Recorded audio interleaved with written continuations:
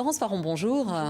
Alors, vous êtes directrice de la maison d'édition Talent Haut, une maison d'édition pour la jeunesse, avec notamment un savoir-faire en matière de décryptage des stéréotypes. Alors, dans les livres jeunesse, il y a beaucoup de stéréotypes, mais qu'est-ce qu'un stéréotype ?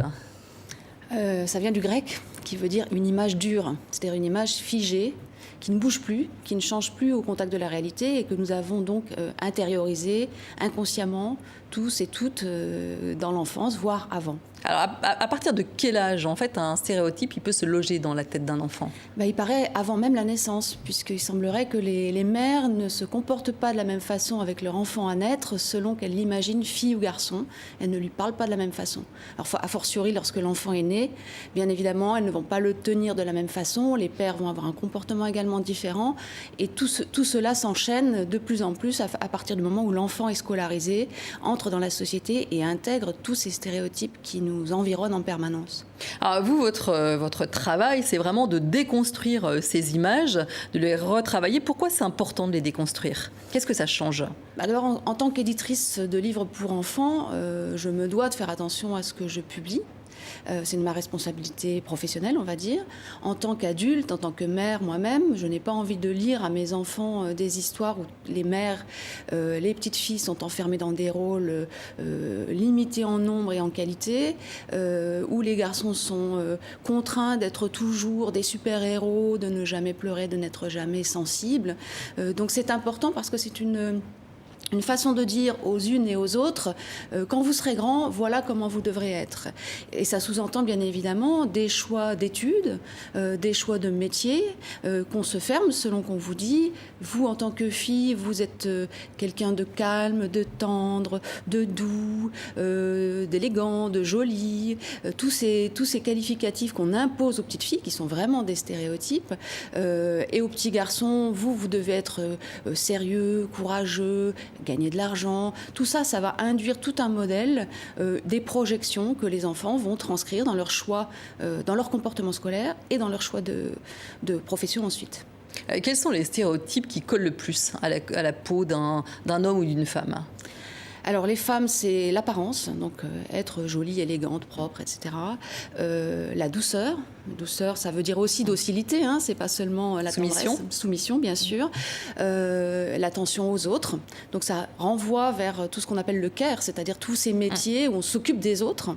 On le voit bien. Bonne mère. La bonne mère, voilà. Donc les métiers dans les livres pour enfants, c'est assez simple pour les femmes, c'est mère de famille, infirmière, institutrice. Ça se limite quand même, voilà, celle qui prend soin des autres.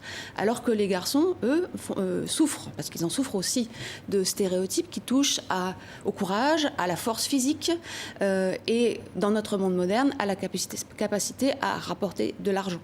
Alors, on voit par exemple que 80% des femmes travaillent à l'extérieur en France. Or, dans les livres, 80% des femmes sont représentées à la maison. Alors, on va voir comment vous travaillez précisément pour déconstruire ces images, notamment avec ce livre Rouge à lèvres dont on va voir des images. Alors, racontez-nous ce qu'on voit sur ces images. Donc ça, c'était une première ébauche que vous avez fait retravailler. Pourquoi ? Alors, ce qui est important de voir, c'est que ce livre, Le Rouge à lèvres, raconte l'histoire d'un petit garçon qui aime se maquiller et que personne n'empêche de se maquiller. Donc, c'est déjà en soi un livre assez fort et assez original sur les stéréotypes, puisqu'on lui dit « tu as le droit de te maquiller si c'est ce que tu aimes ». Donc, c'est un livre assez courageux. Et l'autrice et l'illustratrice, donc, avaient une démarche de déconstruction des stéréotypes dans cette histoire. Alors on va revoir la première image où on voit donc la maman qui est debout. Voilà. Alors pourquoi cette image a été retravaillée ? Alors parce que inconsciemment, l'illustratrice Maria Capiridou avait décrit une maman, comme on la voit dans les livres des années 50-60, avec les incontournables de la féminité et de la maternité, c'est-à-dire le tablier de cuisine, les gants de vaisselle et les attributs de la coquetterie, tous les accessoires traditionnels. Quant au papa, il était représenté dans le premier jet de l'histoire, je crois qu'on l'a vu tout à l'heure rapidement en crayon. Voilà, là on le voit. Dans son fauteuil avec son laptop. Autant dire, monsieur travaille à l'extérieur, il rapporte un petit peu de travail à la maison, c'est lui qui rapporte de l'argent pendant que madame s'occupe de la maison et des enfants. Comme on était dans un livre moderne avec une illustratrice et une autrice moderne, elles ont été à l'écoute de ces remarques et de ces critiques d'une certaine façon que je leur ai faites, et elles ont accepté de retravailler ces images. Elles l'ont même nous ont même remercié de les avoir remarqués. Et donc après, le père apparaît donc dans une posture de yoga, enfin bon... Et plus neutre. Voilà, qui est beaucoup plus neutre, effectivement. Alors, la mère est aussi représentée comme une mère, ce qu'on disait tout à l'heure, calme, tranquille, bienveillante. Donc, dans votre livre, La Déclaration des droits des femmes, vous présentez la maman sous un jour assez différent. Alors, la Déclaration des droits des filles et la Déclaration des droits des garçons, effectivement, qui sont des histoires écrites par Elisabeth Bramy et illustrées par Estelle Billon-Spagnol, qui a une très forte attention aux représentations des garçons et des filles dans son travail d'illustratrice. Effectivement, c'était le sujet de ces livres, bien évidemment, mais c'est aussi tout le travail que nous faisons ensemble avec nos talents, avec les talents qui travaillent avec Talent Haut, qui est de faire attention aux moindres détails et notamment aux représentations des corps, des vêtements, bien sûr. Donc la maman, elle est représentée comment, là, dans ce livre, La Déclaration des droits des mamans? Dans ce livre, il y a toutes sortes de mamans, justement. Et il y a des vraies mamans, des mamans telles que nous les voyons tous et toutes à la sortie de l'école, c'est-à-dire pas toujours grandes, blondes, minces, blanches, éduquées et bourgeoises et d'une certaine façon à l'abri, mais parfois énervées, échevelées, avec quelques kilos en trop, pas coiffées, pas maquillées. Pas toujours très patiente. Pas toujours au top, pas toujours très patiente, parfois énervée contre ses enfants, parfois égoïste, parfois en colère. Donc c'est la maman réaliste. Voilà, et toutes ces qualités qui sont habituellement interdites aux femmes.